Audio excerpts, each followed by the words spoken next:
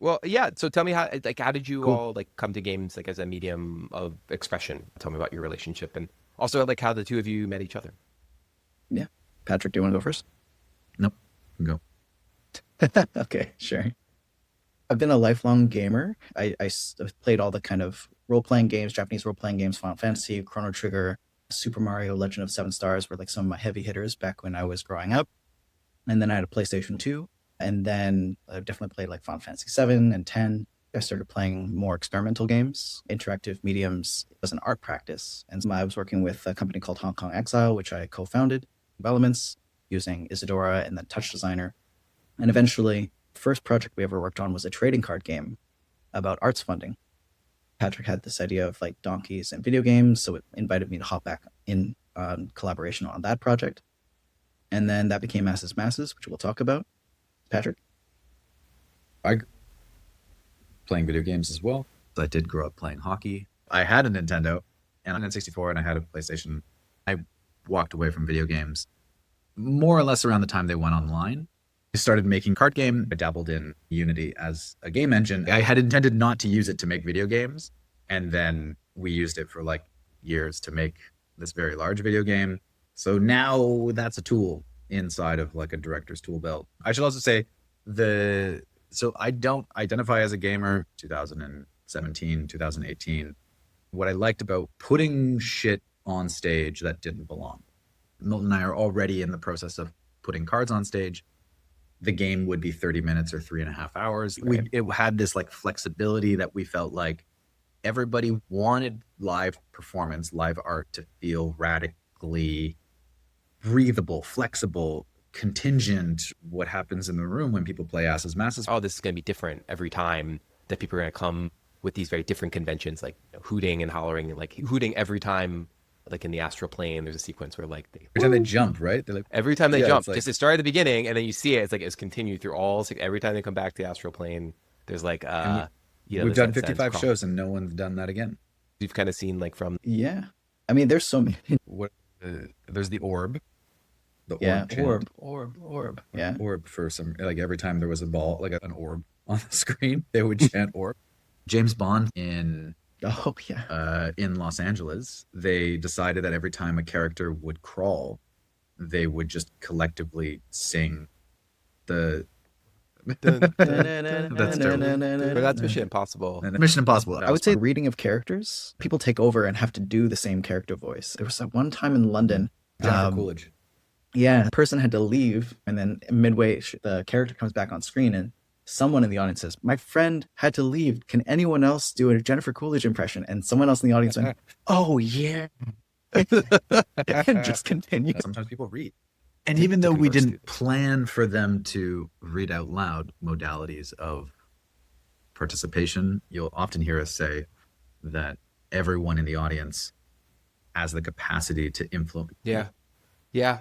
Back to that original question about why donkeys? Like why donkeys as you're Yeah. I was thinking at the beginning, you kind of like the framing with like you sort of set the players up at the very beginning with a set of like questions around donkeys. We're coming off of the back of Easter and Holy Week, and donkeys take center stage for for a single day in the That's in for the sure. Christian tradition. But yeah, why donkeys as the centerpiece for for this work?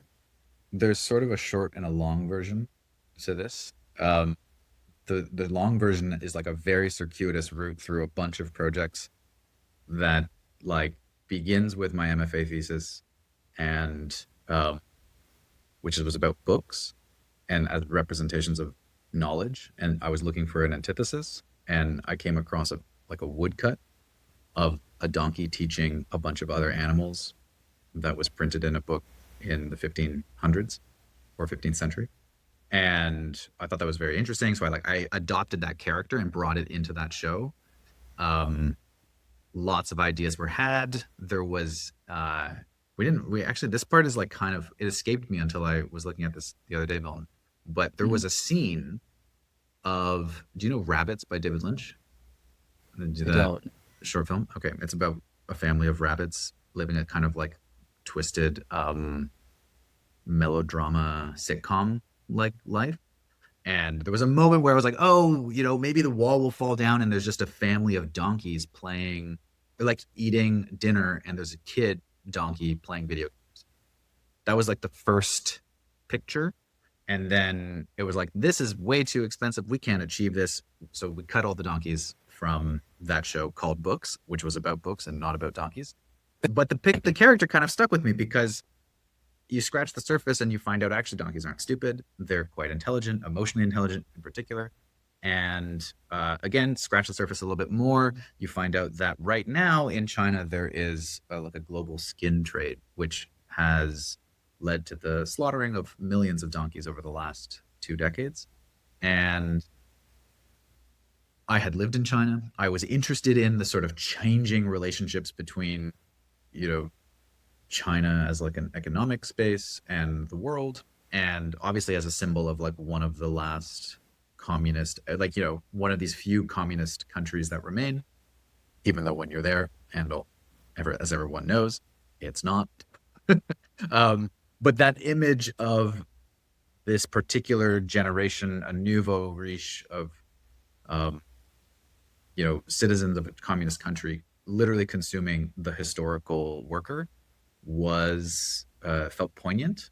And there was like small tests in a bunch of other contexts, and this is all happening at the same time as Milton and I are talking about public funding, about representations of value. Is art valuable? Is life valuable? Like how are these connected? How does culture factor into our, lives? And so when we got a residency in Vancouver to do, some initial tests, it wasn't supposed to be a video game. It was going to kind of follow that Shadow of the Colossus idea of like, oh yeah, there's a video game part. I don't know, maybe there's just a kid with a donkey mask playing video games upstage in the corner. But no money was received to do that show. And so everybody else was released and or cut or fired, depending on how you think about it. And Milton and I were the only ones left who, we were like, well, we still have 2 weeks in this venue. So why don't we spend that time focusing on this game, this question of video games and donkeys? And which looked like us on a bare stage sitting at a desk doing YouTube tutorials, because we taught ourselves how to make games. Theaters. That was day one. There would and there had been some, definitely there had been some, there was like a little 10-minute test of like a, what do they call, like lecture performance kind of thing that I'd done in September and prior to this December residency. But when we arrived in that residency, we thought we were going to make a game about China, a game about Colombia, a game about like Palestine, England. We were looking at how donkeys were treated in all of these different regions as workers, and how not just in China, but all over the world, they've been maligned and misrepresented as stupid. Languages around the world use the name donkey as an insult. Right. If you ask anybody, you're like, would you call people donkeys as an insult in their culture? And they tend to say yes. So we were doing that. And then Asses.masses had begun. We were already calling it Asses.masses at that point. And there were these discrete little games about different geopolitical contexts. And somewhere along the lines, or rather 3 weeks before we were supposed to open a demo of it in Portland, Oregon, we cut all of it. And we started again from a new version, which was about donkeys who they wanted labor rights at the very beginning. But we sort of leaned into a more fantastical RPG kind of style, because we felt like it would do more of what we wanted it to do in the theater. Once I think it sort of sat on the back burner and it simmered a little bit, and we started to understand more and more how that symbol of the donkey could be extended beyond just these sort of like early interests. And then it grew and grew and grew. And now, there's a lot of ways that I think we interpret it now in ways that we didn't see at the beginning, which is obviously like one of the most beautiful things about working on a project for a long time, is that you start to see, Milton, do you remember when we were like, oh, there's a really beautiful sort of parallel between the way people have treated donkeys and the way that people have treated video games. as like a cultural commodity over years. We did not think about that at the beginning, but as we were working and working and working, and it was 4 years of development, and so you're sitting in that thought space for a really long time, and some of these parallels and new symbologies come together. It's Yeah. really fun. Yeah. How did you design for like some of the group energy stuff? Yeah, you mentioned earlier, as as as artists, as creators, that you like that kind of like wild nature. But if it's too unstructured, right, I'm sure it's hard to keep people for that length of time, right? So you're kind of trying to find that balance. Wait, tell me a little bit about maybe some of the design. Is it the beats? Is it the intermissions? Like, what are some of the ways that you sort of like keep the energy of the audience like high, because they have to be excited about wanting to be propelled through this like story as well? Yeah, it's all of those things. And we kind of similar to donkeys and like where we ended up going in terms of narrative as a technology, we also learned everything about how to hold people's space and attention as we went. We also had our histories coming from participatory performance in different aspects. But when it came down to making something that can last for 8 hours in that special space with like video games and theater, um, we didn't really have a lot of examples to draw from. And so what we learned over time is that, well, okay, let's borrow from the language of streaming services of today, because people, and we didn't know it was going to be 8 hours at first. That turned into a happy Yeah, I was accident wondering of about like that. the Yeah. full Yeah. workday, because we wanted to tell a certain story. And it was only at the end we realized, well, I guess it's going to be 8 hours long, because that's how long it takes to do the whole show, including intermissions.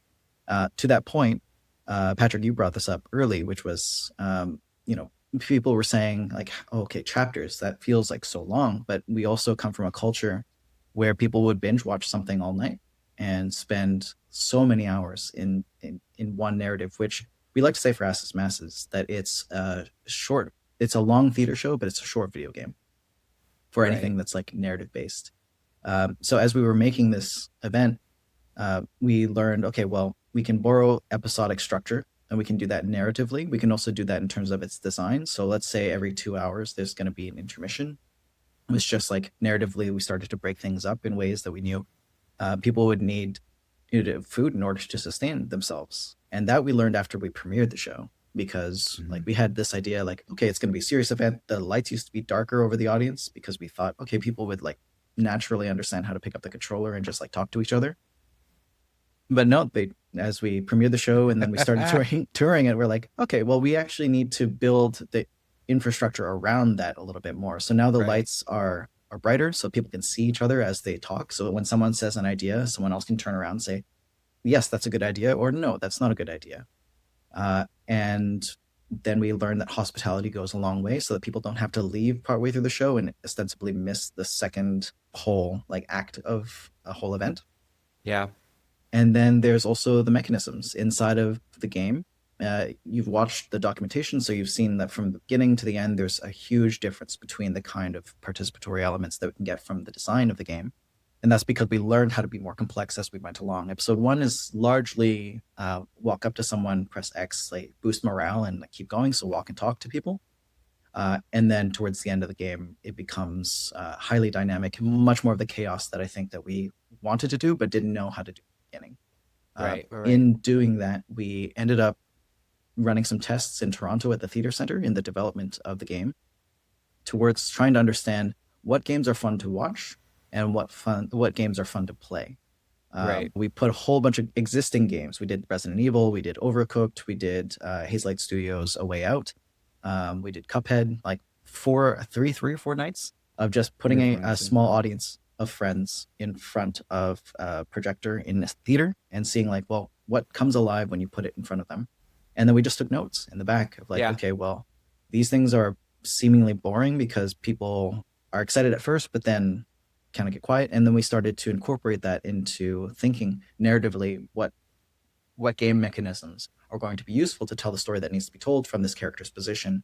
And so we started weaving and drawing all the lines between what we could do technically, what we wanted to do in terms of game mechanics, what we knew we needed to do in terms of narrative, where we wanted to take things, and how to bring them all together. Yeah. And It's interesting that like the social performance piece was like very important to the early lineage of games, and then once games went indoors, Mhm. that legacy was more or less lost.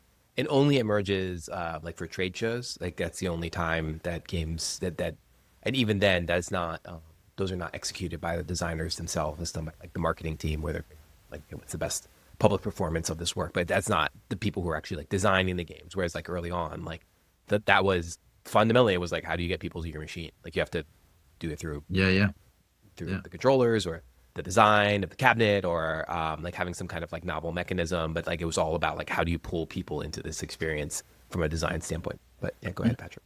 I was going to say that one of the things. So when we first started it, it already had multiple game forms. You can actually find the 2019 20-minute version on YouTube and Okay. on the National Archive in Canada. Okay. At risk reward, and it's pretty similar in terms of its story and structure to what ends up being the final version of episode 1. It's just about And that's actually and very some important things to didn't. which is that we continued to playtest it when it was not finished. Yeah. Yeah, there's these changes that we're still making. We were committed to intermissions being determined length, so we aren't saying it's 10 minutes. It's as long as you want. They have to self-organize it. Applying subtractive design, games do a lot for us in the back end. And if we made the labor and put it back onto the audience to do, then everyone has a different place in the role. Now, there's risks here too, because in Helsinki, someone took up the controller and they didn't know that to talk to other characters, you had to press X. You're watching this guy going up to characters and just like stare at someone. Fine. It doesn't matter. Like, it's fine. Pieces. I don't think we've ever intervened. We made that level easier over time. Fucked it up. We fucked it up. That's how we changed it. We ran it as a demo for the longest time. Asses.masses used to crash. Yeah, actually, like, theater people can love it when the set breaks. I want to ask about thematically. There's a lot of empathy, I think, with the donkey writing for non-human characters. The idea that the donkey is both a symbol and a being. And so we actually end up dabbling in a lot of the symbols that the donkey represents. There are moments in the show where we would really try to reground ourselves in what the animal might actually want. All the things about them not wanting to get wet. Writing from multiple characters' perspectives gave us a way to a variety of different mechanisms, have a variety of different perspectives that not only exist on the screen, but also hopefully represent what's happening inside the audience. And we did our best to try and make that as broad as possible, and yet to give each of the characters their own episode or their chance to have a moment or a chance to shine, so that we can see this kind of web in tandem of, like, oh, there's not just a leader and a bunch of followers, but there's like a leader at a time, and then someone else takes over, and then someone else has their own perspective, to really decenter the idea of one singular understanding of donkeys and of how like a society should operate. Yeah, I mean, it also very much in like inverts the way we think about how games should be played. That they're like, it's interesting. There are multiplayer games where everyone has individual agency and they collectively do something. But it's very rare to see a game that is, 100 people who are sharing the responsibility of like a single input like into this system. It's kind of, and the output of their experience is the sum total of their, basically their collective action together, making decisions together. I was reminded of I heard a story. A friend of mine, he lived in a frat house, and they had Halo in the frat house, and it like never turned off. And so they had this like Halo account that like everyone played, and it was exceptionally good. No, it was Call of Duty, and it was like a very strange experience because it was basically they never turned off, but it was like basically the single Call of Duty instance. They didn't create separate accounts, but it was a single Call of Duty. It was played by all of them, basically 24 hours a day, because someone was always up and always ready to play Call of Duty at all times. And so there was an input into this collective system that was actually like the sum total of like 6 or 7 people who would kind of put things in. That's amazing. Which is not really how games are designed. So, yeah. Well, for sure. And at the same, we've talked about this when we talk about our beginnings and playing video games, being in contexts where this was normal. Like we can't underemphasize the idea that when we were young people discovering a lot of these games for the first time, we didn't discover them alone. we had friends or siblings like on the couch beside us, or behind us, because you're sitting on the floor and they're chirping you Right. or Yeah. they're encouraging you, like that was the conditions under which I played Zelda Ocarina of Time for the first time. And then every other game, my brother played all the Grand Theft Autos, and I was definitely like, we would trade off. Like he was the A player and I was the B. Like when he like got frustrated, I'd be like, all right, let me try. And but there was a dialogue like the whole time. And I think a lot of people from our generation, I mean, one of the most amazing things about touring masses around the world is seeing just how widely practiced or like experienced these hands of people are, and eyes at reading the codes, reading the game language Yeah. on the Yeah. screen, and also being able to use the controller. Um, from Korea to Japan to Scandinavia to Canada, like to Argentina, like we're talking about a level of understanding, a consciousness, a social consciousness, like a relationship to materiality that is incredibly widespread and gave us a lot of opportunity as creators to, as Milton was saying before, use a type of subtractive design, because we could lean into the idea that, well, okay, some percentage of the audience is going to know about this. And all of a sudden, for this brief moment, they can become the leader, even though they don't have the controller. And we demoed that very early on with the idea that all of a sudden the game turns into Spanish for one question in this intro quiz. Yeah. Right. German is the next one. So like, a slightly less practiced language internationally. And so someone's like, hey, all of a sudden I have this superpower and I'm Right. going to be Right. very fleetingly the hero. But that's a great way to understand that actually I'm not the hero at all. I just have a certain experience that I can contribute to the group today to help us move forward. Yeah. We And don't that talk ripples about out it through all the forms. very often, but I did want to say I'm like the intergenerational nature of how, especially us being in our 30s now, like the idea of adults playing video games used to not be as popular. And like Patrick, I was telling you, like I ended up writing a paper about how the PlayStation controller kind of helped us to get to like what is now kind of kidultism, or this notion of uh, adults doing things that used to be deemed hobbies for children. Right. Yeah. And the PlayStation controller, which we use, the PlayStation 4, is a very particular object. And to extend your point, Patrick, about how the ergonomic branding of this controller's form factor over 30 years, it does feel very familiar in people's hands, especially if they like are gamers. And then I've seen now moments in the show where people will understand intuitively like what needs to happen without even looking at the controller. They don't need to look. They don't need to know what's happening. They're like, oh, of course, just press X or do this, or do R1 for this action. And that kind of shared language, I think, speaks to the dispersed kind of culture that we see today. Patrick, you were talking about all being in the same place. And with digital culture nowadays, we're all being distributed across multiple networks and different platforms, all kind of doing the same thing and playing together, but not embodied in the same space. And that's one of the great gifts of asses.masses, to come back to the to the theatrical nature of what we're chasing. It is to try and plant us back in this place where we can take all that knowledge and synthesize it in an embodied way. Mm.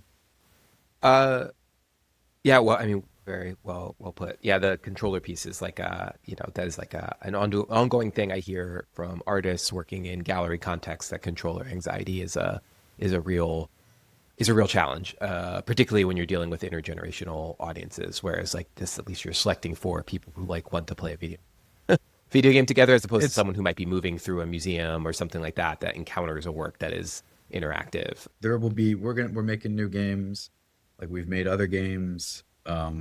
There are other controllers that inspire more participation from a broader generational like spectrum. But asses.masses is built around a particular like console idea, and that's really important to it, and like that's why it uses it. But I can imagine, and I've experienced, like, so the other show that I've worked on and made, like it's WASD and mouse, and I've had 65-year-olds like play it, and I have had, of 65 and 11-year-olds, like everybody in between. Right. Right. And like that has and then, we're making something that's going to probably use arcade buttons. Well, that's going to invite a whole other, like it's a foreignness to a certain generation, but it's also an applicability and accessibility to, a much hit the button. Each of those the has their amount. own history of like what kind of games were Exactly. played on those systems, and so we invoke all of those things as we use different interfaces.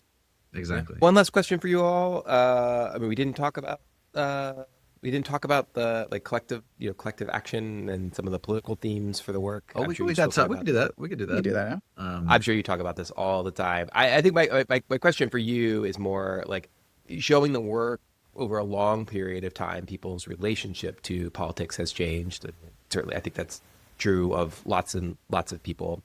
Think of like the Occupy movement being like a real like turning point in terms of maybe introducing some of these ideas around like systemic rot and the financial system and financial crisis. And so I was just curious maybe how as the political context has changed and the work is continuing to tour and change as well, how have your perceptions of how people received it, how have those changed along with both of those things that are moving? You're changing the work, the world is changing, the audience is coming in at the interface of those two kind of like moving ideas.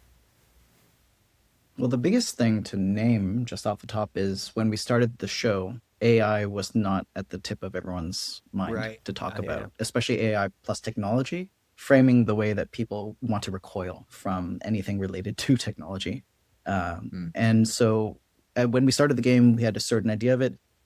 And as we continue touring the show, we get asked more and more about our relationship to like thinking about AI as the metaphor by which we want to apply to how these donkeys are trying to navigate the world that they have to live within, especially in terms of their labor. Now, that was not something we necessarily wanted to have the whole show revolve around, but it does feel like a crystallized idea now of what the promise of technology has always been, especially around like the politics of difference and capitalism and how different value productions are made off of the backs of who. And in the version of asses.masses, so to ask those questions and to be in a space where we continually are touring this around and people ask these questions inside, I think one of the calls that we're starting to see more explicitly from political leaders, maybe in particular like Mark Carney and Davos, his speech about collectivism and looking inwards and trying to create different forms of coalition building and third ways forward rather than relying on just defeat the big boss, does ring true for a lot of video games. And it's something I'm thinking a lot of in terms of how a rational material body comes into a space, the ways that people will think, I need to win this, I need to solve it, there's an answer, versus a kind of approach to game design that is much more exploratory, more based around mystery because of the mass information and misinformation of today. And I think that all comes back to, in some ways, asses.masses and how we ask everyone, especially towards the end of the show, to start looking inwards and to think about the game not as something just on a screen, not something to end and finish and feel like we won, but something that we've built together in the room across time and across duration, that we've all put a lot of effort into this thing, trying to find that third way forward. Well, how else? What is after today? And we do that in the narrative. We try to do that in mechanics. And that's at least some of my answer, Patrick. Yeah, I mean, it's funny. Asses.masses has largely been played by people once. And so, of course, there's a very different type of behavior that is required of someone who has experienced it already once. That was not something that we designed for. So that's yet to be seen. But that is something we are seeing because people like it. And I mean, all the people who like it don't write for like things that talk about like boredom. We get a lot of people who've come to see it and be like, I was assigned to see this, and like, boring. Boredom is freedom. And it was boring. And you're like, what the fuck, dude? Like, why were you paid to do the review for The Guardian? Yeah, that was a whole thing. So can I just maybe slot in Yeah. a distinction between games that are and games that could be? And I think Patrick and I have largely been excited about like games as they could be, theater as it could be, not about like how people want to constrain and like think about it as it is. Although we use those. I think politically, the it's too bad this sort of interest in the AI, because I think it's actually missing the question that they're actually concerned about, which is the idea that we have the right to work, the right to a type of labor. For anyone who like goes to see asses.masses, they have this whole like religious philosophy built around work and the ends to which work is supposed to bring them. And so yes, it's about that technology, but even in the AI wars of today, we're talking about, well, what is the thing that I feel like I have a divine right to, Right. Yeah. Yeah. and Yeah. what are rights? Because we need to reground ourselves in the concept of rights. Alex Neve is our Massey lecturer this year in Canada, which is the sort of uh, annual lecture series that's given across the country, and his is about human rights and universal rights, and where people came up with this idea and how insane it is to like construct it and say like, let's imbue this with meaning. And so I think that it's an interesting time to think about what I deserve, I get what I want. Obviously we are millennials, we come from a maligned and judged and or misjudged generation who really Yeah. wanted things, were told they could want things and did not get those things. um so like all of those desires and all are rippling through the fabric of the piece. And in any way I think you kind of enter it, you start to see uh a question about, is this, could, as Milton's saying, the games to come, the theater to come, could this be okay? Could we do it like this? Could we change? Could we, is it okay to lose our jobs because those jobs are no longer relevant? A lot of the questions we were interested in were coming out of people working in the oil sands in Alberta, who were writing op-ed pieces for the Canadian newspaper, the Globe and Mail, saying like, you can't take my oil rig job. And you're like, why do you think the oil rig job defines you? When the pandemic hit, we saw in our own cultural industry people have exactly the same response. They felt like, I am nothing without a stage. I'm nothing. The stage is gone. Therefore, me as theater director, me as actor, Yeah. have like dissolved into oblivion. And Milton and I were very vocal, vociferously so at times, about how pathetic it was to make that misinterpretation of the self as the job, and also the privilege of having a stage. Like, especially these particularly successful individuals who had so many opportunities to be on stage, unlike so many others. And they said that if they didn't have the thing that so many others don't, they couldn't be who they are.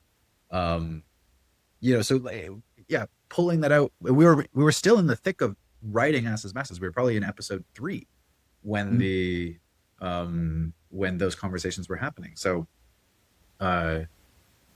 yeah, really trying to pull it back into that perspective, I think is interesting at this stage too.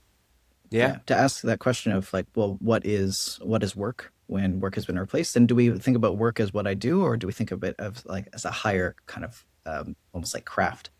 It is the thing that contributes back to everyone else.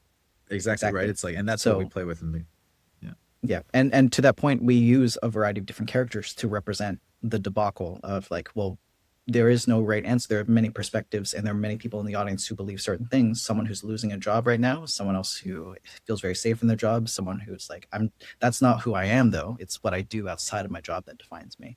And someone else on the oil rigs who's like, this is all that I am. If you take that away, there's nothing. All those things are possible at the same time. Right. And someone who's merged their consciousness with a robot. So I guess I don't know if we get the full spectrum of potential. Well, is he merged or is he the robot? Right. Yeah, it's true. Cool. That's funny. Thank you both so much. Yeah, it is a really special thing that you've embarked upon. This question of performance is something I'm spending more time looking at, more and more work that is using games in this way. And so so I wish you all really good luck as the piece continues to grow. Just real quick, what is next for you all? yeah, what is next for you all creatively? There's a couple things on the go. Milton, you were just talking about a democracy game you're making at school. We've been working on some other projects. The second game that I made after Asses Masses with a different group of folks, 2021, opened at Under the Radar in New York in January, and then is sort of having some American tours in the year that comes. It's much shorter, very different, but similar kind of dynamics are at play. And then Milton and I and the dramaturg, uh, co-writer on Asses Masses, are making something together, which is called Dragons, which is a show using games again, multiplayer this time, but it's specifically looking at teens, expectations on teens, um, and sort of toxic uh, identity questions as well. Uh, and then there's sort of early rumblings on a show called Alt Rhino, which is adapting Nesco's Rhinoceros for a gameful context to be debated. Okay. So fascism at the fingertips. Yeah. That old thing. That whole thing. It seems like Yeah. well, I mean, in one way we could say is like Asses Masses is a story, right? Like you can complete the story, you can beat the game in the sense of completing, going on the journey, and finding your way to the end. Um, we recognize that there's a whole other type of game where you win and lose, or you win or lose, and Right. everything in between. And so, what are the subjects? What are the subjects worth engaging in and employing win or lose logic? Milton and I were very clear at the beginning that we weren't trying to make a game that was about winning and losing when we made Asses Massive. It was about a collective, experience, finding your way through the forest to the other side. And you'd get there eventually. It just would take maybe a bit more time. Yeah. But there are obviously themes and things right now that merit maybe a re-examination of using winning and losing, and fascism seems like Yeah. Yeah. one of them. Yeah. Yeah. And outside of all that, we don't exclusively work with video games. We That's true. have tuned ourselves, yes, more and more to thinking about games, technology, participation. But even in the midst of Asses Masses, we were working on a tabletop role playing game. We made somewhat of a scavenger hunt escape room in a big German museum. And so, yeah, we are conceptual artists first and foremost, and we'll keep using whatever tools that are at our disposal. So whether or not we make a video game next, or whatever else, we'll see. But yeah, follow us on social media, find us. We're just two human beings, and you'll find out. Sweet. Thanks, you too. Hold on. Thanks, Jermaine.